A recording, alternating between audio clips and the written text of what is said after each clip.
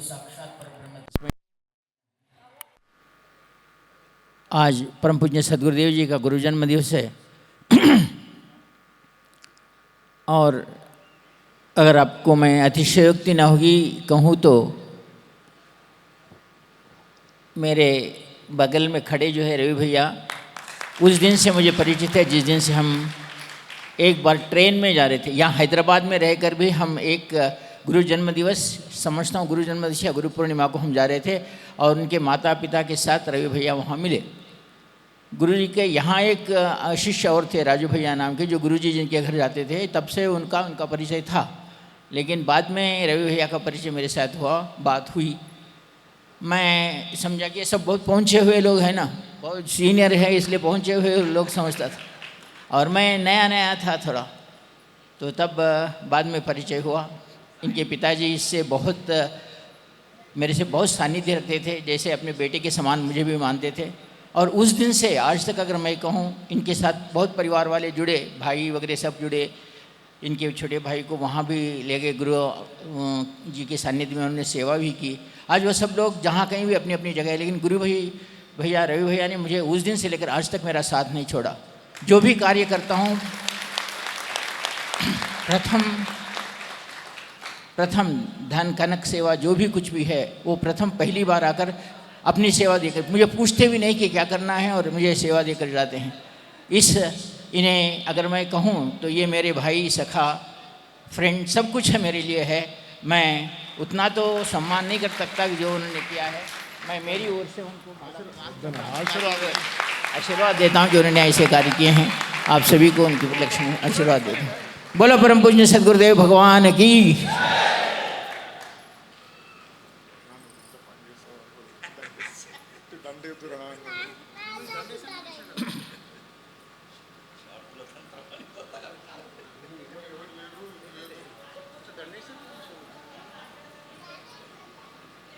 आप सभी को आज गुरु जन्म दिवस पर शुभकामनाएं देता हुआ परम पूज्य सदगुरुदेव जी का आशीर्वाद आप पर बना रहे, ऐसे ही कामना करता हूँ। आज मैंने जैसे आपको कहा कि बहुत दिनों से कंटिन्यूस जो मेरा प्रयास चल रहा है, उसके कारण ज़रा थकावट तो आती है, शरीर है थक तो जाता ही। तो 1 घंटे के लिए रेस्ट ले रहा था तो सभी लोग ये कह रहे थे गुरुजी नहीं दिख रहे, क्या हो रहा है। ऐसी बात नहीं है, जवान आज भी हूँ, कल भी हूँ, आखिरी दम तक जवान ही रहूँगा।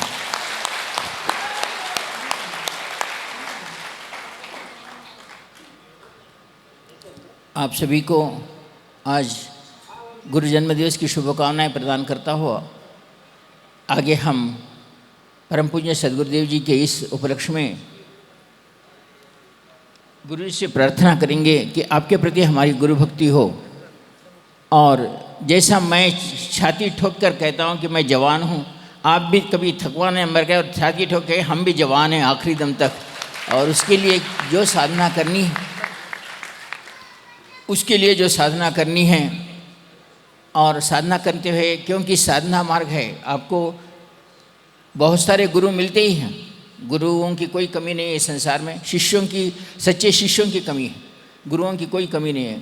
आपको गली गली में गुरु मिल जाएंगे। और उन गुरुओं के बारे में मैं नहीं कहता जो प्रवचन करते हैं या जो आपकी समस्याओं का समाधान करते हैं, अपनी अपनी जगह वो महान हैं। मैं एक गुरु जी का शिष्य हूँ और गुरु जी के बताए मार्ग को प्रशस्त करता हुआ आगे चल रहा हूँ कि गुरु जी ने जो ऋषि परंपरा आरंभ की है, ऋषि परंपरा का अर्थ होता है तपस्या करना, साधना करना, और हम जीते हुए 10 लोगों को जीने की कला सिखाना, 10 लोगों में हम सहायता करने की क्रिया अपने में आ जाना। परम पूज्य सद्गुरुदेव स्वामी निखिलेश्वर जी గారు నేర్పిన సాధనా మార్గం కానివ్వండి, తపస్య మార్గం కానివ్వండి, గురువులకేం కొదవలేదు. ప్రపంచం నిండా గురువులు ఉన్నారు. సరైన శిష్యులు దొరకడమే ఈ రోజు రేపు చాలా తక్కువైపోయింది. సరైన శిష్యులు దొరకడం లేదు. గురువులకు ఏం కొదవలేదు. మీ సమస్యల సమాధానం కోసం ఏ పూజలో ఏవో గ్రహాలు అవి ఇవి చెప్తూ ఉంటారు. నేను వాటన్నిటిని కాదన్న వాళ్ళ మహానుభావులు. కానీ ఒక గురుజీ శిష్యుడిగా నేను మీకు చెప్పేది ఏంటంటే, సాధనా మార్గం ఎలాంటిదంటే నువ్వు సొంతగా ఇల్లు కట్టుకున్న లాంటిది. నీ సొంతగా నీ భూమిలో ఒక బీజం పెట్టి ఒక చెట్టును పెంచిన లాంటిది. నీ భూమిలో నువ్వు బీజం పెట్టి ఒక చెట్టు కనుక వచ్చిందంటే దానిపైన వచ్చిన మామిడి పండ్లు పూలు దానిపైన నీకు అధికారం ఉంది. అలాగే సాధన చేసే ప్రతి ఒక్కడు నీవు సాధన చేస్తే, నీవు తపస్సు చేస్తే ఆ ఫలితం నీవు దొరుకుతూ నీ వాళ్లకు ఆ చెట్టు మీద ఎంతమంది అయితే ఎన్ని పక్షులు వచ్చి వాళ్తాయో, ఎంత దానిపైన ఎంత యొక్క తమ నివాసాన్ని ఏర్పరచుకుంటాయో దాని పుణ్యం, చెట్టు కింద కూర్చునే వాళ్ళు నీడగా తీసుకునే వాళ్ళ యొక్క పుణ్యం, పండ్లు కోసుకుని తినే అధికారం నీకుంది ఆ పుణ్యం. కానీ వేరేళ్ళు ఎవరో పెట్టిన చెట్టు మీద అయ్యా 2 పండ్లు ఇవ్వ అని అడుకోవడమో, రాయితో కొట్టి పండ్లు తీసుకోవడమో లాంటిది మనం వేరే వాళ్ళపైన ఆధారపడి ఉండడం. నీ సొంత ఇల్లు ఉంటే నువ్వు ఎక్కడ పడుకున్నా పడుకోవచ్చు, కానీ వేరే ఇంట్లో పోయిన తర్వాత అడగాల్సి వస్తుంది, నేను ఎక్కడ పడుకోవాలి, నాకు స్థలం ఏంటిది. అలాగే మీ సాధనకు మీరు అధికారులు. మీరు ఎవరికైనా ఇవ్వచ్చు, ఎవరికైనా రమ్మనొచ్చు, ఎవరికైనా పొమ్మనొచ్చు, మీ ఇంట్లో మీరు ఏ విధంగా ఉండవచ్చు. కనుక సాధన చేసేవాడు ప్రతి ఒక్కడు కూడా ఆలోచించేది ఏంటంటే, నేను సాధకుణ్ణి, నేను సాధన చేస్తూ నేను నాటిన బీజం, నేను నాటిన చెట్టు వృక్షం అది నాది. నేను ఎవరికైనా దాంట్లో వచ్చిన పళ్ళని ఇవ్వగలను, కాకులను కూర్చోబెట్టగలను, చేయగలను. కానీ వేరోడు ఇప్పుడు మన చాలామంది గురువుల దగ్గర పోతాం, బాధ చెప్పుకుంటాం, ఆయన ఏదో పూజ చేస్తాడు, నీకు ఫలితం ఇస్తాడు, నువ్వు తీసుకొని పొమ్మంటావు, నీవు తీసుకొని వస్తావు, అంత మట్టుకు అయిపోతుంది, మళ్ళీ బాధ వస్తుంది, మళ్ళీ వెళ్తావు. కానీ నీవే సాధన చేస్తే ఇలా ఉండదు. जैसा मेरा ये कहने का मतलब था, जिस दिन आप स्वयं साधक बनेंगे, आपका अपना घर आप बांध लेंगे तो आपके घर में आप किसी भी तरह रह सकते हैं. लेकिन आप अगर इंशा के लिए किराएदार बनकर कहीं गए हैं, कहीं जाके बैठे हैं, तो वो किराएदार मालिक जो कहता है उसको सुनना पड़ता है. आपका बीज आपके घर में आप वृक्ष लगाएंगे तो उसके ऊपर फल फूल आने वाले पर आपका अधिकार है, उसके ऊपर पशु पक्षी बैठेंगे उसके ऊपर आपका अधिकार है. उसीलिए साधना और तपस्या एक ऐसी चीज़ है, वो तुम्हारा घर है. साधना का फल तुम्हें मिलता है. साधना का फल में फल तोड़कर तुम देने की क्षमता रखते हो. तुम्हारे घर में तुम बैठकर 4 लोगों को आह्वान कर सकते हो, 4 लोगों को निकाल सकते हो, ये तुम्हारा घर है. उसी प्रकार साधना तुम करते हो, तपस्या तुम करते हो, ऋषि तुम हो, तो तुम्हारे ऊपर उस घर पर, उस वृक्ष पर तुम्हारा अधिकार है. इसलिए साधना तुम करो और 4 लोगों को घर में आश्रय भी दे सकते हो, निकाल भी सकते हो, फल तुम भी दे सकते हो. इसलिए साधना का मुख्य उद्देश्य था कि तुम एक सामर्थ्यवान व्यक्तित्व बनो. तुम हमारा साधना का फल वाला वृक्ष लगाओ और 4 लोगों को उसमें अपना जहाँ तक सहायता कर सकते हैं उतनी सहायता करो. ये कहने के लिए साधनाएं करनी है. दूसरे गुरुओं के भांति तो मैं नहीं कहता. हम बहुत सारे देवताओं के पास जाते हैं, क्या करते हैं, देवता के पास जाते हैं, नमस्कार में बैठता हूँ, कुबर का नारियल फोड़ते हैं और कुछ भी उनको चाहिए, हुंडी में इतने पैसे डालते हैं, वो बोलते हैं और बोलते हैं मेरा कार्य करो. लेकिन गुरुजी कहा करते थे कि पहले तुम जाकर वहाँ प्रार्थना करने से पहले ये विचार करो कि तुम क्यों नहीं देवता बन सकते. और गुरुजी ने देवता बनने की क्रिया समझाई है. देवता बनने की क्रिया तुम क्यों नहीं कर सकते, और वह ऋषि परंपरा में श्रेष्ठ है. गुरुजी ने हमें देवता या ऋषि बनाने की क्रिया सिखाने के लिए साधनाएं सिखाई. आज हम 200, 400, 500 साल से देख रहे हैं हमारा भारत गुलाम क्यों हुआ कि हमने साधनाएं छोड़ी, हमने तपस्याएं छोड़ी, इसलिए हमारे को गुलाम होना पड़ा. लेकिन जब तक हमारे पास ब्रह्मास्त्र विद्या थी, नारायणास्त्र विद्या थी, हर ऋषि गुरुकुल में ब्रह्मास्त्र और नारायणास्त्र, कोई भी गुरुकुल चाहे वशिष्ठ आश्रम हो, चाहे विश्वामित्र आश्रम हो, और कोई भी ऋषि का आश्रम हो, उसमें पहले आने वाले शिष्य को मंत्रों के साथ साथ शस्त्र विद्या सिखाई जाती थी, शस्त्र की श्रेष्ठता सिखाई जाती थी, ताकि वो जिए, अपनी रक्षा करे और अपने साथ रहने वाले की रक्षा करे. आज वह गुरुकुल विद्याएं चली गई है, न हमारे पास है न रहेगी. हम उस विद्या को अगर हम बढ़ावा देते हैं, चलते हैं, तो गुरुजी ने यही सिखाया है कि तुम स्वयं सक्षम बनो, अपनी रक्षा करते हुए दूसरों की रक्षा करो. यह जो क्रिया है उसे कोई साधना मार्ग कहा गया है. इसलिए निखिल चेतना केंद्र गुरुजी के उद्देश्य को लेकर जो चल रहा है उसमें 3 ही रखा है. मानवता ही धर्म है. मैं किसी जाति को नहीं मानता, मैं किसी मत को नहीं मानता, मैं केवल मानता हूँ तो एक मानव दूसरे मानव के दुख को देखें. ఒక మానవుడు ఇంకో మానవుని యొక్క దుఃఖాన్ని గమనించవలే, దాన్ని పోగొట్టడానికి ప్రయత్నం చేసేవలే. అది మానవతా ధర్మం. నాకు ధర్మం వేరే లేదు, హిందూ ధర్మం, ముస్లిం ధర్మం, క్రిస్టియన్ ధర్మం లేదు. నాకు మానవతయే ధర్మం. మనిషికి తోడుగా నిలబడి చేయగలిగే ప్రతిష్ట ఉండాలి. पहले उस मानवता धर्म को सीखो, बाद में सीखो इस जीवन में अपने जीवन को एक अच्छे मार्ग पर ले जाना है. तो हम पूजा के लिए अक्षय फूल चढ़ाना श्रेष्ठता नहीं है.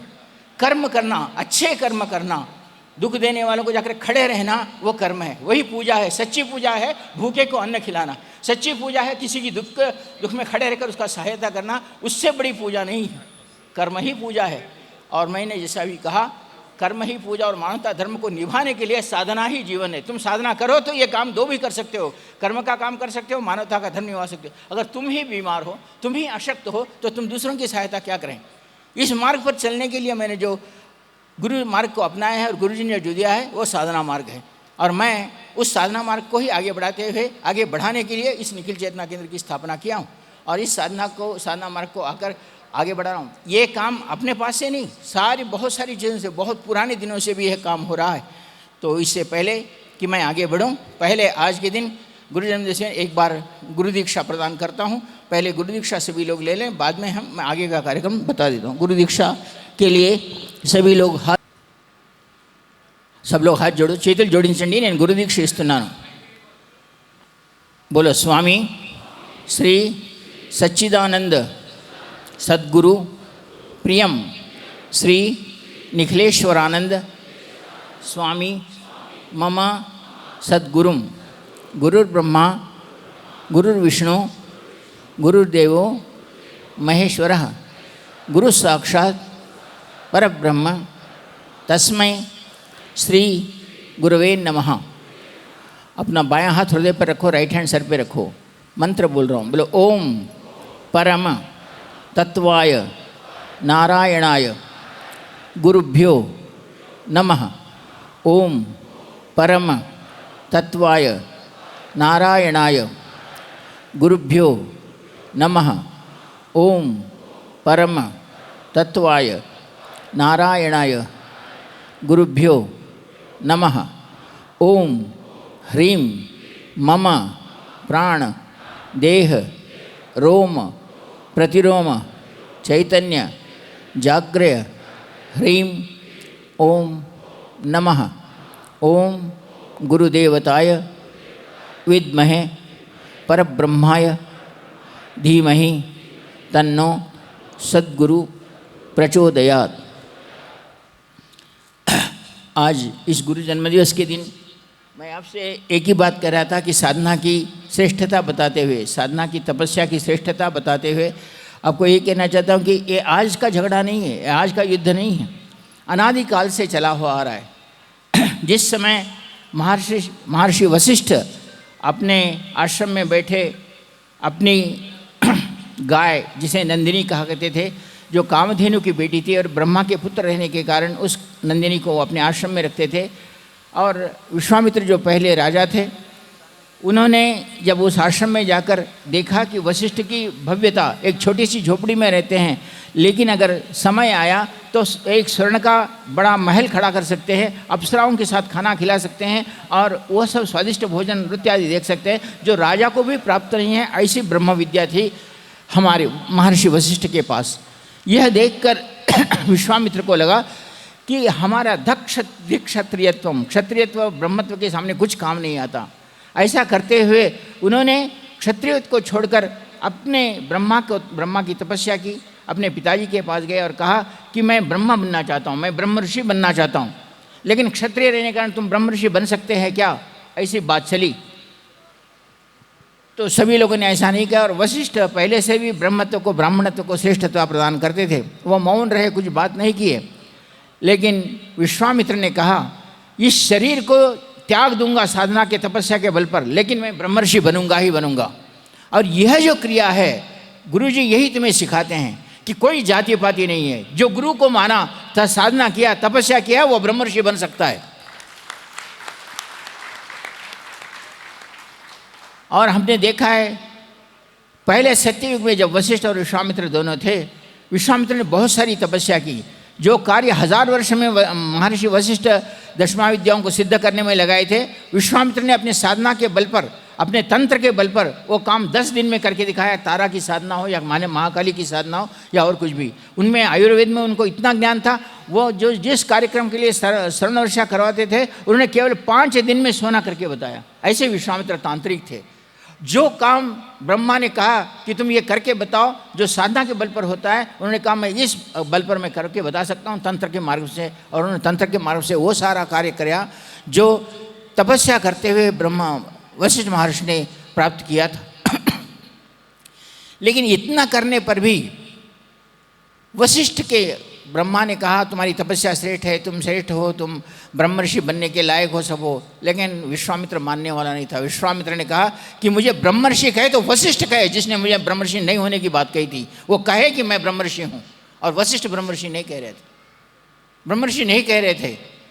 विश्वामित्र तो पहले थे, गुस्सेल तो थे ही, बहुत गुस्सा था। एक बार क्या हुआ, चातुर्मासी चल रहा था और भगवान विष्णु सोए हुए थे तो दोनों, विश्वामित्र और वशिष्ठ दोनों भी वैकुंठ को गए ये निर्णय करने के लिए कि तपस्या युक्त मनुष्य श्रेष्ठ है या तुम श्रेष्ठ हो, जाति श्रेष्ठ है, ये बात करने के लिए। चातुर्मास में विष्णु निद्रा में थे, तो आखिर कौन जागृत था? तो शेषनाग जागृत थे। शेषनाग जागृत थे तो विश्वामित्र गए और ऋषि बोले, बोलो हम दोनों में श्रेष्ठ कौन है? साधना श्रेष्ठ है या गुरु श्रेष्ठ है, गुरु के साथ रहने वाला श्रेष्ठ है, शिष्य श्रेष्ठ है, या फिर साधना श्रेष्ठ है, तंत्र श्रेष्ठ है, या ये श्रेष्ठ है? किसी से जो सफलता प्राप्त करे वो श्रेष्ठ कहलाया जाता है। इसलिए मैं कहता हूँ कि मैं श्रेष्ठ हूँ या आज वशिष्ठ श्रेष्ठ है, आप बता दो कौन श्रेष्ठ है? शेषनाग बोले, ये भगवान विष्णु सोए हुए और ये पहला ही गुस्सेल वाला आदमी, कुछ श्राप दे दिया तो नहीं सो किरकिरी अपने पीछे।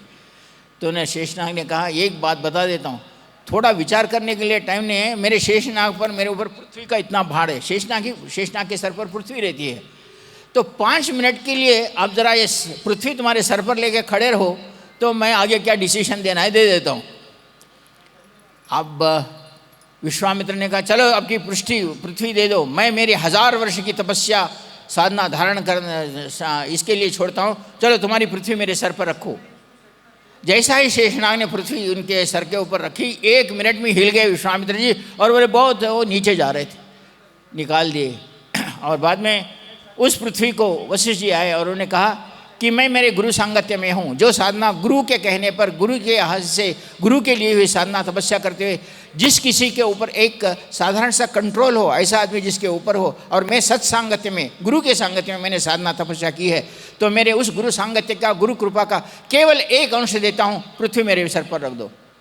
और पृथ्वी उसके सर पर रख दी गई और 10 मिनट तक पृथ्वी ने उनके वशिष्ठ के सर पर रखा। बाद में शेषनाग ने लेकर पृथ्वी को अपने सर पर रखा। तो विश्वामित्र ने पूछा, क्या हुआ, निर्णय नहीं दिए? बोले, निर्णय यहाँ निर्णय हो गया, तुम्हारी साधना 1000 साल की तपस्या उनके एक सत्संग गुरु के अंश के उसके बराबर नहीं है, तो कौन श्रेष्ठ है तुम्हें पता है? तो हमारे में अंश, हमारे में ये जो तपस्या का बल या साधना का बल कहते हैं, हम गर्विष्ठ हो जाते हैं। एक साधना तपस्या की नहीं कि आप गुरु बन जाते हैं, ये नहीं है। हमें एक कंट्रोल करने वाला आदमी बैठा हुआ है, ये जिसके जीवन में हो कि मैं उसकी जीवन के आखिरी क्षण तो उसकी बात सुनता हूँ, चाहे मर भी जाऊँ उसकी बात सुनता हूँ, ऐसा कहने वाले, गुरु का सांगत्य अनुभव करने वाले इस संसार में कभी गलत स्टेप नहीं लिए, गलत निर्णय नहीं लिए। आज आपने देखा होगा, रावण भी महान था, रावण के उतना ब्रह्मज्ञानी और ज्ञानवान कोई नहीं था, लेकिन जिस दिन राम के हाथ से मारा गया, राम तो मामूली वशिष्ठ के शिष्य थे, बहुत बार बोल चुका हूँ, और उसमें उन्होंने वशिष्ठ के हाथ से जिसको वशिष्ठ के शिष्यता प्राप्त की थी, और जिस दिन राम ने रावण को मारा तो रामचंद्र जी जब रावण बाहर आए और जब मर रहे थे तो उन्होंने अपनी शक्ति काली को, शिव जी को, सभी को बुलाया और कहा कि हे प्रभु, इतना तपस्या युक्त 1,00,000 वर्ष जिया हूँ, सोने के घर में, सोने की लंका में, अप्सराएं मेरे घर में काम की, देवताएं मेरे पास डगमगाते थे, नवग्रहों को मेरे पाँव के नीचे लगाया, लेकिन एक वनवासी, एक राम, एक मनुष्य आज मुझे मारता है, इसके पीछे का अर्थ क्या है? जो वनवासी है और एक मामूली मनुष्य है वो मुझे मार रहा है, मैं मृत्यु को प्राप्त किया हूँ, इसके पीछे कार्य क्या है? शिव जी हंसे और माता शक्ति काली, जिसकी शांकरी देवी की, आज भी लंका में जाओ तो शांकरी देवी है जिसका रावण उपासक था, उसने कहा, हे रावण, एक बात बता देता हूँ, हम सब लोग भी उस तत्व से बंधे हुए हैं जो गुरु तत्व कहला जाता है। हम देवताओं से भी ऊपर गुरु तत्व है, और तुमने तुम्हारे जीवन में किसी को गुरु नहीं किया, और रामचंद्र ने गुरु किया, इसलिए तुम राम के हाथ से मारे गए। तुम सिर्फ केवल देवताओं के ऊपर आधारित रहते थे, तुम अपनी शक्ति बढ़ाते गए, लेकिन शक्ति के सामने जो झुकना चाहिए था वो झुके नहीं, और वो गुरु के सामने झुके हैं, इसलिए तुम उसके हाथ से मारे गए। और रावण पश्चाताप करने लगा कि सच है, मैंने जीवन में गुरु को नहीं किया। यह जो तत्व को लेकर चलते हैं, इसलिए बार बार गुरु की महत्ता इसलिए कही गई है, चाहे गुरु उपनिषद लो, चाहे गुरु तत्व लो, इसमें गुरु की महत्ता इसलिए कही गई है कि हम गुरु के सामने, हम जिसके सामने झुकने वाले, एक झुकने वाली क्रिया हमारे सामने हो, हम श्रेष्ठ कहलाए, गुरु का सांगत्य हमारे जीवन में हो, और गुरु के कहने हुए बात को हम माने, तो हम हमारे जीवन में किसी के किसी को भी यह शक्ति नहीं कि तुम्हारे को झुकाएं और तुम्हारे को किसी कार्य में असफल बना दे, ऐसा नहीं हो सकता। लेकिन तुम्हारी निष्ठा गुरु के प्रति होनी चाहिए और होना ही चाहिए। हमने बहुत बार देखा है, हम सत्य युग से देखते हुए आ रहे हैं। आज ऋषियों ने बहुत सारी ऋचाएँ लिखी, वेदों का निर्माण किया, वेदों को बोलते गए और वेदों का निर्माण करते हुए आगे बढ़े। चाहे शुक्ल यजुर्वेद हो, चाहे ऋग्वेद हो, अथर्ववेद हो या सामवेद हो, इन सभी के सृष्टिकर्ता ऋषि ही कहलाए जाते थे। उन ऋषियों ने प्रकृति को मानकर चले और आगे चलते गए। उन्होंने प्रकृति में उन ऋचाओं को लिखा, ऋचाओं को माना और आगे अपने जीवन को प्रशस्त करते हुए आगे बढ़े। हम देखते हैं कि क्या आज वो ऋचाएँ हैं? सत्य युग में जो हम संस्कृत में बोलने वाले वेदों की ऋचाओं को बोलते हुए किसी भी प्रकार की बीमारी को, किसी भी प्रकार की समस्या का हल केवल वेदों के माध्यम से होता था, प्रकृति के माध्यम से होता था। छोटे बच्चे उस समय भी बीमार होते थे, छोटे बच्चों को उस समय भी बीमारियां आती थी। तो अगर आप ऋग्वेद में जाओ तो मानस्तो के तने मानो आयुष्मानो घोषमानो अशिवशीर्षा ऐसा मंत्र है। अगर किसी बालक को किसी प्रकार का रोग हुआ तो उस रोग के लिए अगर 1000 आहुतियाँ, 10,000 आहुतियाँ केवल घृत और या तेल से दे दी जाए तो उस बालक को कितना भी रोगी हो उसको ठीक कर सकते हैं। ये ऋग्वेद कहता है, ये शुक्ल यजुर्वेद कहता है। लेकिन ये ब्राह्मणों को कितने लोगों को मालूम कि ऐसा हो सकता है, ऐसा हम कर सकते हैं? हम जब तक इस ज्ञान को बात मानते नहीं या मानते हुए आगे चलते नहीं, हमें पता नहीं। आज ऋग्वेद में हम देखते हैं, आप सभी को, हमारे पास जो ब्राह्मण बैठे हैं, रुद्र अच्छी तरह पढ़ते हैं, पुरुष सूक्त अच्छी तरह पढ़ते हैं, पुरुष सूक्त का ज्ञान है, सभी है। लेकिन जब विष्णु भगवान को भी कहा गया तो विष्णु भगवान भी कहते हैं कि मेरे ऊपर भी, मैं सारे संसार में व्याप्त हूँ, लेकिन मेरे ऊपर भी दशांगुलम, एक दशांगुल खाली जगह है। पुरुष सूक्त में एक मंत्र आता है, एक श्लोक, एक ऋचा आती है। इस तत्व को जब तक हम नहीं जानते तब तक हम ये नहीं जानते कि हम कहाँ हैं और हम क्या कर रहे हैं। आप वैसा ही, आप अगर आगे आ जाओ तो हम इसमें देखते हैं कि शुक्ल यजुर्वेद में 16वें अध्याय में एक 43 और 46 की ऋचा है। तो उस ऋचाओं के बारे में कहा गया है कि ओम कीर्तिकेभ्यः, कार्तिकेभ्यः, कीर्तिकेभ्यः एक श्लोक है। उस श्लोक को अगर तुम 10,000 आहुति दूध और तिल के साथ डाली जाए तो वो आदमी दरिद्र हो ही नहीं सकता, धनवान ही होता है, रुद्र में कहा गया है। और इस बारे में हम अगर जानते नहीं तो जानना चाहिए। इसी प्रकार तुम्हारे जीवन में कोई अपमान है, शत्रु है, कोई आया हुआ है, तो एक रुद्र में आता है इरिण्याय च शर्वाय च, ऐसा एक मंत्र आता है, उसकी 1000 आहुति देते हैं तो आपके जीवन में शत्रु आगे टिक नहीं सकता। यह सत्य युग की बात कह रहा हूँ मैं। सत्य युग में इस मंत्रों से आपको आगे किया जाता है। ये शुक्ल यजुर्वेद में ये श्लोक दिए गए हैं। इस श्लोकों से आहुतियाँ, केवल एक श्लोक की आहुति अगर 1000 आहुति दी जाए या 1000 आहुतियों को किया जाए तो आपके जीवन में सारी समस्याओं का समाधान हुआ करता था। और ये ऋषि लोग अपने पास आते, चाहे राजा हो चाहे और कोई भी। अगर आप सच्ची बात की जाए तो उस समय वशिष्ठ महर्षि के पास दिलीप चक्रवर्ती जो थे उनको संतान नहीं हुई थी। संतान नहीं हुई तो वशिष्ठ महर्षि के पास गए और कहा, उस समय दिलीप चक्रवर्ती की आयु कहते हैं कि 80 वर्ष की थी और उनके पत्नी की आयु 60 वर्ष की थी। संतान नहीं रहने के कारण चक्रवर्ती होने पर भी उनको संतान नहीं हुई। और अपने गुरु वशिष्ठ जी थे और वशिष्ठ जी के पास गए। पहले वो समझते थे कि मेरे किसी न किसी प्रदेश के वैद्य को बुलाए, उनको बुलाए, संतान होगी ही होगी, मुझे पुत्र प्राप्ति होगी ही होगी, ऐसा वे समझते गए। लेकिन थक कर फिर गुरु के शरण में गए और गुरु को पूछा कि हमारे घर में पुत्र प्राप्ति होनी है, नहीं तो मेरा वंश यहाँ से चला जाएगा। तो महर्षि वशिष्ठ कहते हैं कि मुझे ब्रह्मा का दिए हुए कामधेनु की पुत्री नंदिनी मेरे पास है, उस गौ की, उस गाय की सेवा तुम करो। आज भी तुम्हें कामधेनु क्यों कहा गया है, नंदिनी हो या चाहे सुरभि हो, ये जो एक एक ऋषि के पास एक एक गाय को कामधेनु मंत्र से सिद्ध किया करते हैं। हर ब्राह्मण के पास पहले गाय क्यों होती थी, गायत्री क्यों थी, ब्रह्मा ने गायत्री की सृष्टि क्यों हुई, सब मंत्रों से गायत्री को श्रेष्ठ क्यों कहा गया, और कामधेनु की सृष्टि हर घर में गाय क्यों होती थी। कितना भी आदमी, कैसा भी आदमी हो, कामधेनु की पूजा करें। घर की दंपत्ति किसी गाय को अपने पास रखकर उसको चारा दिलाते, 3 समय भी नहलाते हुए अगर करें, और इस बात को ओम सुरभ्यै च विद्महे नंदिनी च धीमहि तन्नो कामधेनु प्रचोदयात। इस मंत्र को करते हुए गाय के पुच्छ के ऊपर अगर तुम अक्षर डाल दो, रोज गाय को चना गुड़ और फल खिला दो और गाय को प्रदक्षिणा करो, जो दंपत्ति कंप्लीट 6 महीने तक करती हैं, कितनी भी बीमारियां उसके घर में पुत्र प्राप्ति होगी, लेकिन गाय की पूजा करनी चाहिए। कामधेनु तंत्र है, कामधेनु में यह बात कही गई है। मंत्र में कहते हुए कामधेनु का मंत्र भी कहा गया है। ब्रह्म रूपाय, ओम ब्रह्म रूपाय विष्णु प्रियाय च शिव शक्ति नमः कामधेनु देवताभ्यो नमो नमः। ये बात कहते हुए कि वो ब्रह्मरूपा कामधेनु है, विष्णु की प्रिया है और शिव की शक्ति है। उसकी उस कामधेनु की जो मंत्र रोज करता है, कामधेनु गायत्री को जो करता है, उसके जीवन में जो भी इच्छाएं हैं वो पूर्ण होती ही है, ऐसा कहा गया। लेकिन आज वो विद्याएं नहीं है, कोई बताने वाला नहीं है। मैंने इससे पहले भी आपको कहा था, एक बार मेरे पास एक महान व्यक्तित्व आए थे गुजरात से, जो गोरक्षा समिति के कोई श्रेष्ठ व्यक्तित्व थे, और उन्होंने कहा था कि इतनी गोहत्याएं हो रहे हैं गुरुजी, हम कुछ नहीं कर सकते।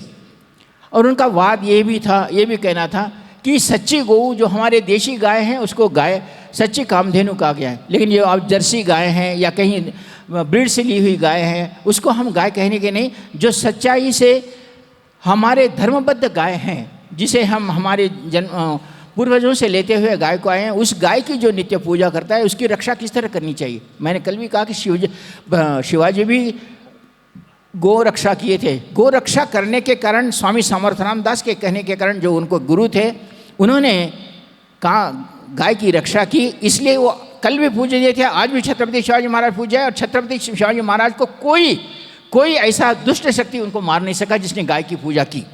उन्होंने गाय की रक्षा करने के लिए कंकण बांधे थे, कोई खाटिक भी ले जाता था तो उसके जाते थे, और स्वामी समर्थराम दास ने उनको एक मंत्र दिया था, तो ये मंत्र बोल दे खाटिक वहीं रुक जाएगा। उसका तलवार हाथ उठाता है तो या तो उसके घर में कोई मर जाएगा, नहीं तो उसका हाथ वैसा ही रहेगा, ऐसा उन्होंने कहा। और वह मंत्र ही मैंने, वो महाराज जहाँ भी है, उनका नाम अरुण कुश था, वो वहाँ से आए थे, कहाँ गुजरात से आए थे, जो रक्षक थे गोरक्षा समिति के। मैंने उनको ये बात कही थी। बाद में उन्होंने 2-3 महीने के बाद मुझे ये कह के बताया, प्रभु आपने जो गुरु गाय कामधेनु मंत्र दिया है, मैंने उसका असर देखा है, जिसके पुच्छ पर भी मैं रहकर 21 बार कामधेनु का मंत्र कहता हूँ, आज तक वो गाय खाटिक के पास नहीं गई और उसकी रक्षा हुई।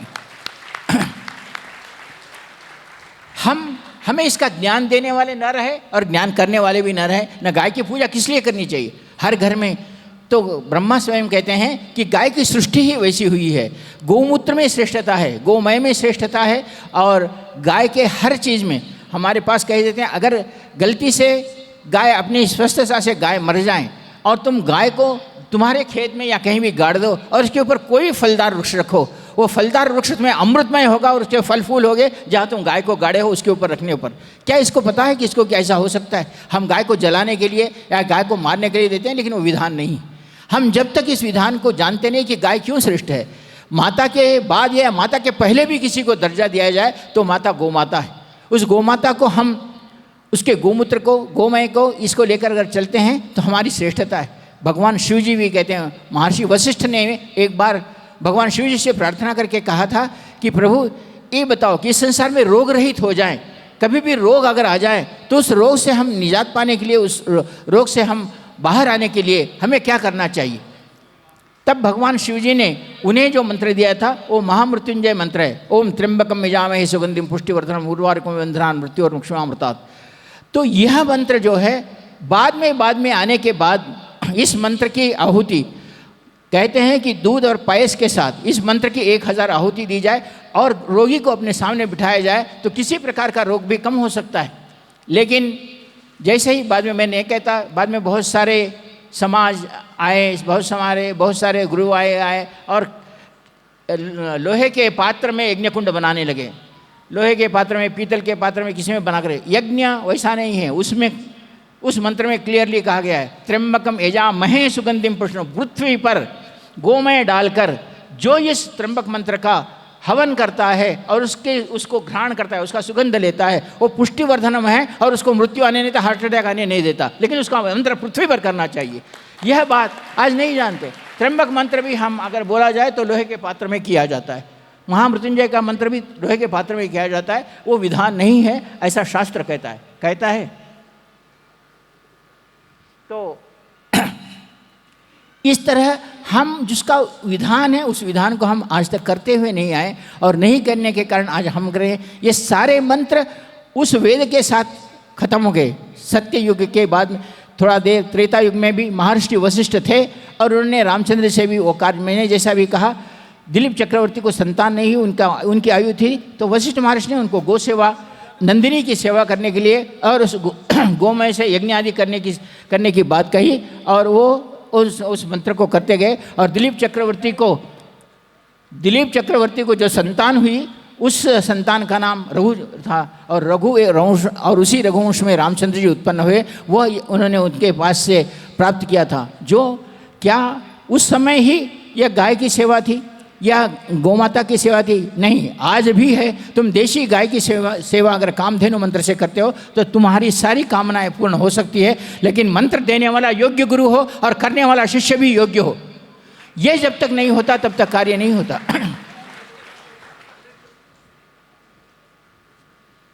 हम अपने जीवन में मंत्रों को लेते समय भी ये याद रखें कि हमारे को मंत्र देने वाला गुरु योग्य हो, साधनात्मक हो, साधना करने वाला हो, तपश्चर्या युक्त हो, तपस्या करने वाला हो। त्रेता युग में राम जब तक थे, वशिष्ठ थे, तब तक ये बात हुई। बाद में जो युग आया, वह युग आया भगवान श्री कृष्ण का द्वापर युग। श्री कृष्ण का जन्म ही ऐसा हुआ कि सारे वेदों को अपने में लेकर वो जन्म ले गए, और उन्होंने कहा कि तुम मेरे सर्वधर्मान परित्यज्य मामेकम शरणम व्रज, मेरे शरण में आ जाओ, मैं तुम्हारी इच्छा पूर्ण करूंगा। श्री कृष्ण, क्योंकि श्री कृष्ण वेद पुरुष थे, योगीश्वर थे, और उनमें योग की क्रियाएं थी। सारे वेदों को अपने में धारण करते हुए उन्होंने जन्म लिया था, और उन्होंने कहा कि तुम्हें कहीं जाने की आवश्यकता नहीं है, तुम मेरी शरण में आ जाओ, मैं तुम्हारी इच्छाएं पूर्ण करूंगा। ऐसा श्री कृष्ण ने कहा। आज भी हम गीता का आखिरी श्लोक पढ़ते हुए कहते हैं, यत्र योगीश्वर कृष्णो यत्र पार्थो धनुर्धरः तत्र श्रीर्यो भूतिर्ध्रुवा नीतिर्मतिर्मम। क्यों कहा गया है? कृष्ण वो वेद, और वेद को पाठ करने वाला अर्जुन, वेद को मानने वाला अर्जुन, और वेदाज्ञ कृष्ण था। इन दोनों का स्मरण मात्र से मैं तुम्हारी इच्छा पूर्ण करता हूँ। श्री कृष्ण शरणम मम कहना हो, या मामेकम शरणम व्रज उनका कहना हो, या धर्म संस्थापनार्थाय संभवामि युगे युगे, मैं धर्म स्थापना करने के लिए मैं बार बार जन्म लेता हूँ, यह कहना हो, ये द्वापर युग में आ गया। लेकिन जब द्वापर युग चला गया और कलयुग आया, तो यहाँ न पहले के विषय तपस्या युक्त हुए। हम देखते हैं कि रावण 1 लाख वर्ष सत्ययुग में था, और रामचंद्र जी की आयु 10,000 वर्ष थी। लेकिन जब कृष्ण की आयु की बात आती है तो 1000 वर्ष कृष्ण जिए, और वहाँ के मनुष्य जितने भी थे वो 100, 200 वर्ष, 300 वर्ष जिए। लेकिन कलयुग में आने इस आयु का प्रमाण 100 वर्ष ही हो गया, और इस 100 वर्ष में तपस्या करके कुछ प्राप्त करे ऐसे कम लोग थे।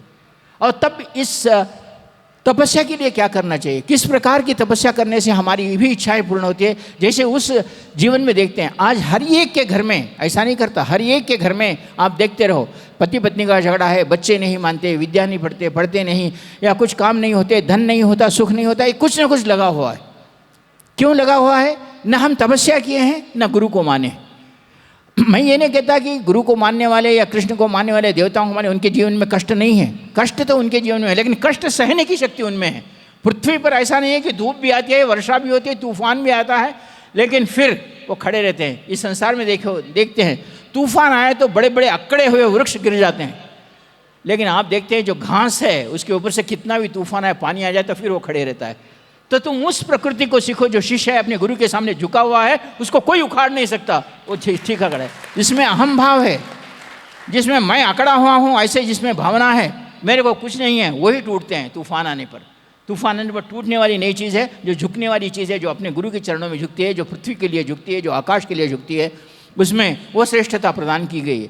हम शिष्य बनकर अगर गुरु के सामने रहें तो देवता भी हमारे सामने उतर के आते हैं। ये मैंने आपको तब भी कहा, आज भी कह रहा हूँ और कल भी कहूँगा। मैं चाहता हूँ कि हमारे पास मेरे लिए परम पूज्य सद्गुरुदेव स्वामी निखिलेश्वरानंद जी श्री कृष्ण भगवान से भी कम नहीं है। अगर मैं उनके चरणों में झुककर किसी भी तरह की प्रार्थना करूँ, चाहे ऋग्वेद का मंत्र बोलूँ या यजुर्वेद का या फिर सामवेद का या अथर्ववेद का, या उनको दिया शाबर मंत्र करूं या कुछ भी करूं, हर रोग से मैं उस निजाम पाता हूं, हर रोग का निवारण होता है, हर कामना की सिद्धि होती है। क्योंकि मेरे लिए स्वामी निखिलेश्वरानंद जी भगवान श्री कृष्ण है, वेद मूर्ति है, वेदों को अपने समाये हुए है, सिद्धाश्रम के संचालक है, सिद्धाश्रम योगी। उनको मानकर जो भी मंत्र किया है, जो भी साधना की है, जो भी किया है, मैं कभी सिद्धियों को नहीं मांगता, क्योंकि मैंने स्वामी निखिलेशानंद जी को देखा है। मैं स्वामी निखिलेशानंद जी की जब आराधना करता हूँ, उनके चरणों में झुक जाता हूँ, तो मैं कहता हूँ कि प्रभु इतनी शक्ति दो कि सारे संकटों को मैं झेल सकूँ और आपका नाम लेकर जी सकूँ। 10 दिन के लिए या 15 दिन के लिए, आधे महीने के लिए मुझे कष्ट होता है, लेकिन फिर भी कहता है कि आप मेरे गुरु हो, और 1 महीने के बाद वो काम निश्चित रूप से सिद्ध हो जाता है, क्योंकि वो भी देखते हैं कि मुझे कितना मानता है। कष्ट आने पर क्या मुझे छोड़ के चले जाता है? कष्ट आने पर मुझे छोड़ देता है? वो उनकी थोड़ी सी परीक्षा तो जीवन में रहती है, और गुरु को ये करना ही चाहिए। नहीं तो आजकल आए गए यूँ आए, गुरु के मुख पर थोड़ा पैसा फेंक दिए और बोले कि गुरु जी मैं पैसा दिया, चलो मेरा काम करूँ। क्या मैं नौकर हूँ? कोई बिजनेस कर रहा हूँ तुम्हारे सामने? वह गुरु, मैं बार बार कहता हूँ कि वह गुरु ही नहीं है जो पैसे लेकर काम करता है। वो गुरु ने, ये शिष्य का, गुरु और शिष्य का संबंध ऐसा है, शिष्य अपना सब कुछ समर्पित गुरु को कर दे, और गुरु वो है शिष्य के पास से कुछ ना ले, वो श्रेष्ठता है। और जब तक ये प्रक्रिया, बिजनेस की प्रक्रिया गुरु और शिष्य में चलते रहेगी, तब तक हम सच्चे गुरु को अनुभव नहीं करेंगे, सच्चे गुरु को देखेंगे ही नहीं, सच्चे गुरु को पाएंगे नहीं। वेदों में एक जगह कहा गया है कि जो पुरोहित है या जो ब्रह्मज्ञ है, वो ब्रह्मज्ञ ब्राह्मण को कहा गया है कि वो कभी भी किसी भी आशा को न करता हुआ जिए, और धन का उपार्जन करता है वो अपने पास लेकर न रखे, अपने पास रखे तो एक झोपड़ी और एक गाय रखे, गाय ही उसका धन है। जिस ब्राह्मण की गाय ही धन है, उसके जीवन में कुछ नहीं बढ़ता, राजा भी उसके सामने आकर सर झुकाता है और अपना सर्वस्व देने के लिए रहता है। लेकिन आज क्या वो प्रक्रिया है? क्या वो गाय की पूजा करने वाले हैं? क्या उस कामधेनु के तत्व को लेकर चलने वाले लोग हैं? हम नहीं देखते, हमारे पास उसे वैसे लोग दिखते ही नहीं। आजकल आपको कहीं भी जाओ, कोई कहता है मैं अघोरी हूँ, कोई कहता हूँ मैं तांत्रिक हूँ, कोई कहता हूँ मैं मांत्रिक हूँ, कोई कहता है मैं काली को प्रत्यक्ष करता हूँ। मैं सभी लोगों को, उन महान भावों को जो कह रहे हैं कि उनको काली प्रत्यक्ष है, बगलामुखी प्रत्यक्ष है और कुछ प्रत्यक्ष, मेरे को तो कुछ प्रत्यक्ष नहीं है, मेरे को सिर्फ गुरुचरण प्रत्यक्ष है, मैंने देखा है, मेरे को कुछ, मेरे पास प्रत्यक्षता नहीं है। मैं गुरुचरणों पर विश्वास किया हूँ और गुरुचरणों को मानकर चलता हूँ। मैं उन लोगों को कहता हूँ जिनको अघोरी बनकर कहते हैं कि मैं उसको मार डाल सकूँगा, मैं उसको ये करूँगा। अरे यार, ये बात सच है तो एक बार बांग्लादेश को देखो, एक बार उन तत्वों को देखो जो तुम्हारे सनातन मूर्तियों को गिरा रहे, उन तत्वों को देखो, तुम्हारे बीवी बच्चियों को, तुम्हारे धर्म के हिंदुओं के बीवी बच्चियों को मारकर काट कर खा रहे हैं और काट कर फेंक दे रहे हैं, तुम्हारे उनके सामने उनके पत्नियों की लज्जा जा रही है। एक बार बगलामुखी का प्रयोग उनके ऊपर तो करके बताओ, मैं तुम्हें बगलामुखी सिद्ध है कहूँगा, तुम्हारे चरण धोऊंगा। लेकिन कोई आदमी ऐसा, कोई आचार्य, कोई गुरु, कोई नहीं आया आज तक। ये दर्द मेरे शरीर में, सीने में लेकर चलता हूँ। मैं आज भी तुम्हें कहता हूँ, एक बार मंदिर हो जाए, मैं भी बता दूंगा कि बगलामुखी क्या होती है और कालिका सिद्धि क्या होती है, क्योंकि ये एक दर्द है। हमारे धर्म को हम निरूपण नहीं कर सके, हमारे धर्म की श्रेष्ठता हम संसार को बता नहीं सके, हम नहीं बता रहे हैं भी। मैं परम पूज्य सद्गुरुदेव जी के मार्ग में चलता हुआ इतनी बात तो जरूर कहता हूँ, जो साधना मार्ग को अपनाया, साधना मार्ग को लेकर चल रहा है, उसके जीवन में कष्ट आ सकते हैं, कष्ट आए भी हैं, लेकिन वो जीवन में कभी असफल नहीं कहना जाता।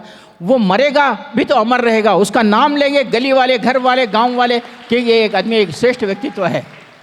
हम जब तक ये कार्य नहीं करते तब तक हमारे जीवन में नहीं है।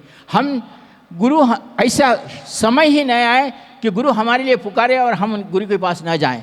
गुरु हमारे लिए कुछ मांगे और हम गुरु जी को दे नहीं सके, उससे बड़ी संसार में दरिद्रता कुछ भी नहीं है। तुम चाहे करोड़पति भी हो, तुम्हारे पास सारा ऐश्वर्य, 10 बंगले हो, 15 कार हो या और कुछ भी हो, लेकिन गुरु मांगे और तुम ना दे सके तो तुम्हारे उतना दरिद्र आदमी कोई नहीं है। और जब गुरु मांगे, गुरु चरणों में हाजिर हो, गुरु सेवा में हाजिर हो, उसके उतना धनवान आदमी भी नहीं है। सच्चाई, मैं इसलिए ये बात कह रहा हूँ कि मैं तुम्हारे सामने जो व्यक्तित्व खड़ा हूँ, बैठा हुआ हूँ, मैं तो नहीं कहता कि मैं कोई सिद्ध हूँ, सिद्धियाँ हैं मेरे पास, इतना तो नहीं कहता, लेकिन हर बार ये चिंतन रहता है कि गुरुजी के ये परिवार लोग मेरे पास आते हैं तो उनको कोई गर्मी ना हो जाए, उनको कोई हवा ना आ जाए। सब लोग, गुरुजी गर्मी होती है इनको बिठाने के, भाई कूलर्स लाओ, कुछ भी लाओ, बिठाओ, साधना करवाओ। मैं परिवार के लोगों के लिए, आप सभी के लिए इतना चिंतन करता हूँ, तो आप विचार कर सकते हैं कि मैं गुरु के बारे में कितना चिंतन करता हूँ। कभी भी ये मन में, दिल में रहता है कि मेरे गुरु को स्वर्ण के आसन पर बिठाऊं, मेरे गुरु को किसी प्रकार का कष्ट ना हो, देखता रहूं। हर बार ये चिंतन लेके चलता रहता हूं। और आज यहाँ जो आने वाले भी साधक हैं जो हैं, उतना कि हमारे यहाँ के श्रीरंग है, जो आप जानते हैं सभी के आश्रम में, वो हर बार कहते हैं गुरुजी सुबह उठ के अगर आश्रम देख के गया हूँ, शाम तक आए तो आश्रम में कुछ बदला हुआ लगता है। अगर आप यहाँ रहें तो आप रोज़ आश्रम का कायाकल्प करते हैं। आश्रम का नहीं, आपका कायाकल्प करना मुझे ज़रूरी है। मैं श्रीरंग से कहता हूँ, आश्रम तो कायाकल्प तो मैं करूँगा, वो निश्चय है, कोई बात नहीं करता, लेकिन यहाँ के लोगों को कायाकल्प करना बहुत ज़रूरी है। किसी की तंबाकू छुड़वाना या किसी का पीना छुड़वाना या किसी का और छुड़वाना, ये बड़ा बड़ा कायाकल्प है और वो मैं नहीं कर सक रहा हूँ। उसको पहले कायाकल्प करना है। अगर वो जिस दिन कायाकल्प हो जाएगा, मैं अपने आप को श्रेष्ठ मानूंगा। मैं आपको कहता हूँ कि ये चीज़ संसार में हो जाए। मैं आप सभी से यही कहता हूँ कि आप जब भी जाएं यहाँ से खाली हाथ न जाएं। तो मैं अभी आपको बता रहा था, जैसा कृष्ण ने द्वापर युग में कहा कि मैं ही वेद मूर्ति हूँ, मैं ही वेदज्ञ हूँ और मैं ही वेद ब्राह्मण हूँ, मैं सब कुछ हूँ, जो आप मेरे शरण में आ जाओ तो आपकी इच्छाएं पूर्ण हो सकती है। ऐसा कहने वाला एक व्यक्तित्व था, वो द्वापर युग में श्री कृष्ण था। लेकिन श्री कृष्ण भगवान के जाने के बाद कलयुग जब आया, कलयुग में आयु का प्रमाण कम हो गया, 100 वर्ष हो गए, तो सब लोग ये चिंतित हो गए कि हमारे कष्टों का समाधान कैसा हो। और प्रति विशेषतः अगर हम देखते हैं तो हमारे भारत में ही चाहे 1400 वर्ष पूर्ण कोई यवन आए, बाद में 200 वर्ष अंग्रेज़ आए और दूसरे धर्मों ने हमारे सनातन धर्म पर कितनी परीक्षाएं, कितना सनातन धर्म को नाश करने की देखा। जबकि सनातन धर्म शांति के साथ, नदी प्रकृति को पूजा करता हुआ एक शांति के साथ जीवन जीने वाला सनातन धर्म था, लेकिन उसको बिगाड़ने वाले और उसको हमारे घर में, हर एक के घर में, नीचे वाले से लेकर ऊपर वाले के घर में, किसी के सनातन धर्म के घर में 100 तोला सोने से कम नहीं था। ये भारतवर्ष था। हर मंदिर में सोने की दरवाजे थी, काशी में सोने की दरवाजे थे, लेकिन कोई ऐसा व्यक्ति नहीं सोने का दरवाजा से सोना उखाड़ लें, ऐसा नहीं था। लेकिन ये जो बाहर से लोग आए, उन्होंने काशी के सोने को रोज़ हर बार उखाड़ कर ले गए और देखते रहे 18 बार उस मुस्लिम शासक ने आकर काशी को लूटा। जब भी आता था एक बार लूट के सोना लेके जाता था, दूसरी बार आता था, फिर उस सोने की परत से दरवाज़ा, सोने का दरवाज़ा, कलश सोने का बन जाता था। उसको लगता था कि अरे मैं परसों ही लूट के गया, फिर सोना हुआ। ऐसा 18 बार लूटने के बाद वो आखिर में निर्णय किया कि ये सोना बनता कैसा है। तो वहाँ के लोगों ने कहा कि यहाँ के पुरोहित जो है, यहाँ का हर एक आदमी नीचे छोटे से लेकर बड़े तक उसको सोना बनाना आता है। तुम उसका कुछ बिगाड़ नहीं सकते, कुछ उखाड़ नहीं सकते। वो सोना बनाएगा, तुम सोना कितना लूटना है लूट लो। आज की वह विद्या कहाँ गई जिसमें हम उस स्वर्ण से जीवन में, हमारे भारत के युग में स्वर्ण युग क्यों कहा गया, स्वर्णता क्यों कहा गई, क्यों स्वर्ण की लंका बनी, क्यों हमारे सनातन धर्म में निष्काम होकर हर कलश में, हर मंदिर में, आज मंदिरों को क्यों लूटते थे वो पता है? मंदिरों के पीछे, मंदिरों के धर्म में, मंदिरों के नींव में सोना बना देता था। और वो केवल मंदिर को तोड़ने के लिए नहीं आए, सोने को लूटने के लिए आए थे। तो इतना सोना हमारे मंदिरों में पहले से भी होता था। हम सोना, इसलिए स्वर्ण का अर्थ होता है उसको स्वर्ण जिया। स्वर्ण का तुम्हारे घर में कोई भी विग्रह हो तो उसमें प्राण प्रतिष्ठा करने की जरूरत नहीं। स्वर्ण क्यों हम शरीर पे धारण करते हैं? क्योंकि तुम स्वर्ण नहीं हो, इसलिए स्वर्ण धारण करना पड़ता है। न्यू बंगारू मनुष्य कावटी बंगारानी धरिंचाले, बंगारम स्वर्णम అనగా దాంట్లో प्राण प्रतिष्ठा అవసరం లేదు। जो लोग स्वर्ण अपने शरीर पर धारण करता है वो स्वर्णमय है, और स्वर्णमय जो है उसमें प्राण प्रतिष्ठा नहीं। वो जो भी कार्य करता है अच्छा कार्य करता है, इसलिए स्वर्ण को धारण करना है। आज स्वर्ण फैशन नहीं है। स्वर्ण धारण आज श्री कृष्ण भी हो, कौस्तुभ मणि को हो, क्यों किरीट आदि स्वर्ण को धारण किया करते थे? वो क्या दीवाने थे? स्वर्ण को धारण करने की क्यों प्रक्रिया हमारे देवताओं के पास क्यों थी? क्योंकि उसमें प्राण प्रतिष्ठा नहीं, वो स्वर्ण बात करता था। वह स्वर्ण तुम्हारे में अच्छाई प्रदान करता था, इसलिए स्वर्ण को धारण करना चाहिए, इसलिए स्वर्ण को अपने पास रखना चाहिए, इसलिए स्वर्ण को लेकर चलना चाहिए। और वह स्वर्ण तैयार करने की क्रिया हमारे को आज भी लूटा जाता है। तो तुम्हारे शरीर पे स्वर्ण दुखाते तुम्हारे को मार कर फेंक जाते। और हमारे को न स्वर्ण की रक्षा करनी आई, न हमारी रक्षा करनी आई। हम स्वर्ण जब पहनते थे तो हम स्वर्ण की रक्षा कर सकते थे, आज हमारे पास वो नहीं है। हम स्वर्ण घर में रखने के लिए डरते हैं, स्वर्ण पहनकर बाहर जाने के लिए डरते हैं कि कोई लूट ना ले। लेकिन यह रक्षा या यह विधान हम किस तरह करें? इस कलयुग में भी हम जिए तो किस प्रकार जिए? कोई हमें लूटे नहीं, कोई हम जीवन में ऐसा जीवन जीता है कि हम स्वर्णमय हो, हम जो इच्छा करते हैं वो हमारी इच्छा पूर्ण हो, हम जो चाहते हैं वो काम हमारा पूर्ण हो। इसके लिए हमें क्या करना चाहिए? तो उस समय भगवान श्री कृष्ण अवतार बनकर आए थे और उन्होंने यह कार्य किया था। लेकिन आज कलयुग में हमारे लिए अवतार कौन है? कौन मार्ग बताएगा? कौन ऋषि आएगा कि तुम्हारी रक्षा तुम करते हुए आगे तुम तुम्हारे जीवन को संवारो? ये काम कौन कर सकेगा? यह प्रश्न बार बार उठा। और बहुत 2500 वर्ष के बाद एक व्यक्ति तो है, वो है मेरे परम पूज्य सदगुरुदेव स्वामी निखिलेश्वरानंद जी, जो सिद्धाश्रम छोड़कर यहाँ आए, जो सिद्धाश्रम छोड़कर गृहस्थ बनकर यहाँ आए, वो मेरे परम पूज्य सदगुरुदेव जी है। और उन्होंने इस भारत की नाड़ी को पहचाना क्यों मेरे भारत के लोग सताए जा रहे हैं, क्यों मेरे भारत के लोग दुखी हो रहे हैं, क्यों मेरे भारत के लोग अपनी देश की रक्षा, अपने ग्राम की रक्षा क्यों नहीं कर रहे हैं, इसके लिए क्या चाहिए। अब हम श्री कृष्ण को बुलाए, ऐसी व्यवस्था या ऐसी अवस्था नहीं है, न ब्रह्म को बुलाए न किसी को बुलाए, हमारे पास ऐसी अवस्था नहीं है। और हम जीते ही 100 साल है, 100 साल में तो 20 साल तो पढ़ाई लिखे में गए, 20 साल पत्नी बच्चों के साथ गुजारने में गए, और 20 साल बूढ़े बनकर गए, और कोई इच्छा करते हैं कोई आके हमारी सेवा करे। इस तरह हमारे 60 साल जीना भी बड़ा मुश्किल हो गया है। ऐसे समय में हम एक अच्छे जीवन को प्राप्त करें तो कैसे प्राप्त करें। कहते हैं कि कंकर कंकर में शंकर है, ये बात जानते थे परम पूज्य सद्गुरुदेव जी। उन्होंने कहा कि मैं तुम्हें कहता हूँ, मैं एक ऐसी विशिष्ट साधना देता हूँ जो तुम्हारे जीवन में सिर्फ उसको रख लो, तुम्हारा जीवन अमृतमय बन जाएगा। तुम उस चीज़ को तुम्हारे पास रखकर केवल जो मैं मंत्र बोलता हूँ उसमें करो, और उस मंत्र को करते हुए तुम अनुभव करो कि तुम्हारे जीवन में कोई तुम्हारे आकर तुम्हारे शत्रुता, तुम्हारे को काटने को, तुम्हारे लूटने को देखे तो जिम्मेवारी मैं लेता हूँ। तुम ये बात एक बार इस साधना को करके दिखाओ, करके बताओ। हमारे पास मैंने जैसा आपको कहा कि ये संसार की साधनाएँ हैं, ये संसार की साधनाओं के बारे में ज्ञान देने वाले परम पूज्य सद्गुरुदेव जी ही हैं। मैं आपको कल भी बताया हूँ और आज भी बता रहा हूँ। मैं गत 6 महीनों से रोज़, अगर आप कहो तो अगर एक परसेंटेज अगर निकाला जाए तो रोज़ 600 किलोमीटर प्रयाण कर रहा हूँ, और कम से कम रोज़ 600 से 1000 लोगों को मिल रहा हूँ। अब ये दिमाग और ये शरीर कितना थक गया होगा आप जान सकते हैं, लेकिन फिर भी आपके सामने खड़ा हूँ। हम कल से लेकर आज तक, चाहे धूप हो, चाहे वर्षा हो, चाहे ठंडी हो, कुछ भी हो, मैं मेरी चीज़ लेकर खड़ा हूँ, केवल इसलिए कि मेरे गुरु का नाम संसार भर में हो, मेरे गुरु का नाम हो। और साधनात्मक जीवन में आप अभी मेरे से ज़्यादा, मैं नहीं कह रहा हूँ, मेरे से भी उज्जवल होकर आप जीवन जिए, और आप जिस गली में खड़े हो उसको देखते ही लोग कहे कि ये व्यक्ति तो है, सभी की सहायता करता है, ये अपना जीवन जीता है, ऐसा कहे वो गुरु जी का शिष्य है। गुरु चादर पहनकर हम बाहर निकले तो शान से निकले, गुरु का नाम लेकर निकले तो शान से निकले, और कहा कि एक श्रेष्ठ व्यक्तित्व है। और जब तक ये काम नहीं होगा तब तक हम एक असमर्थ जीवन जी रहे हैं, और मैं असमर्थ जीवन को कभी भी नहीं चाहता, न मैं जिया हूँ न तुमको जीने दूंगा। कष्ट आते हैं,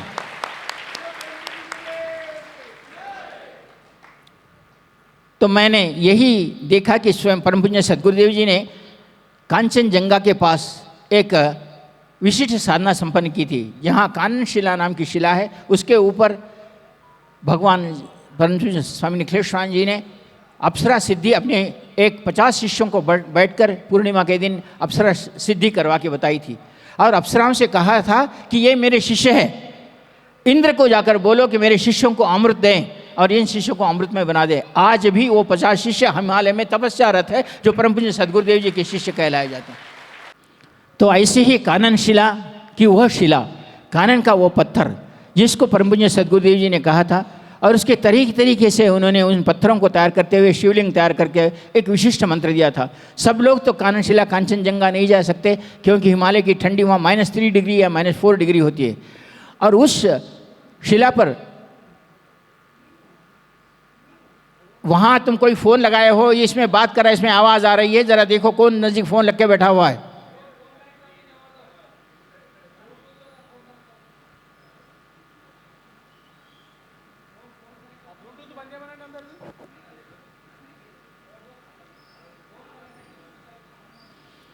तो ऐसी शिला जिसे कानन शिला कहा गया है, और उसका बनाया हुआ शिवलिंग जो अपने घर में रखकर जो विशिष्ट मंत्रों को करते हुए घर में रख लेता है, उस निरोगी काया को, शादी को, पुत्र संतति को और मनोकामना को पूर्ण कर सकता है, मनोकामना को पूर्ण कर सकता है। ऐसी एक कानन शिला से बनाया हुआ शिवलिंग, एक कानन शिला से बनाया हुआ शिव की प्रतिष्ठा, जिसको स्वयं शिवजी ने कहा है कि जो कानन शिला तक पहुंचकर, कांचनजंगा पहुंचकर जो कोई भी साधना इंद्र से यानी स्वर्ग से, चाहे वे अप्सराओं को हो, चाहे अमृत हो, चाहे इन स्वर्ग में रहने वाले देवता हो, उनका आह्वान कानन शिला के पास करता है, वो देवता निश्चित रूप से प्रत्यक्ष होते हैं। हम वहाँ जाएंगे या नहीं जाएंगे नहीं पता है, लेकिन निर्णय करता हूँ कि अगर मंदिर पूर्ण हुआ तो ज़रूर आप सभी लोगों को जो आने वाले कांचनजंगा को लेके जाऊँगा, कानन शिला को लेके जाऊँगा। ये मैं बात कहता हूँ, मंदिर पूर्ण हुआ तो ज़रूर एक बार मानस सरोवर की यात्रा और कांचन गंगा और काननशिला की यात्रा आपको ले जाऊंगा।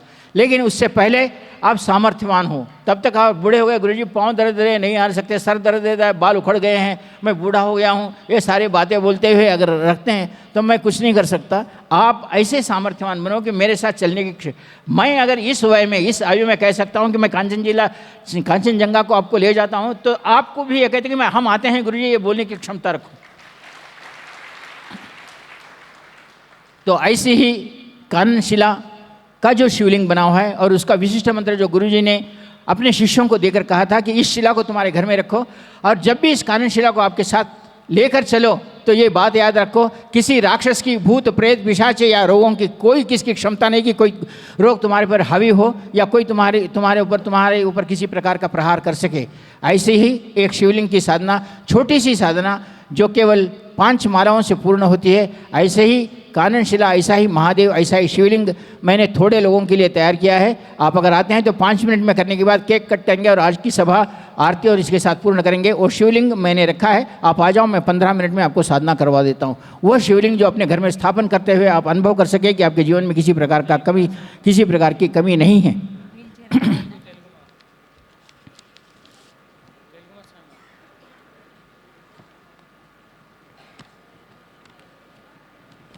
मैंने अभी जैसा कहा, उस शिवलिंग पर हमारे नागराज जी, मधुसूदन जी, शेषु महाराज जी या फिर उदय महाराज जी, ये सब लोग बोलते हैं नमस्य कत्याय च प्रभव्याय च नमः किंशिलाय च क्षेणाय च नमः कवर्धिने च पुलस्ते च नमः हिरण्याय च प्रपत्याय च।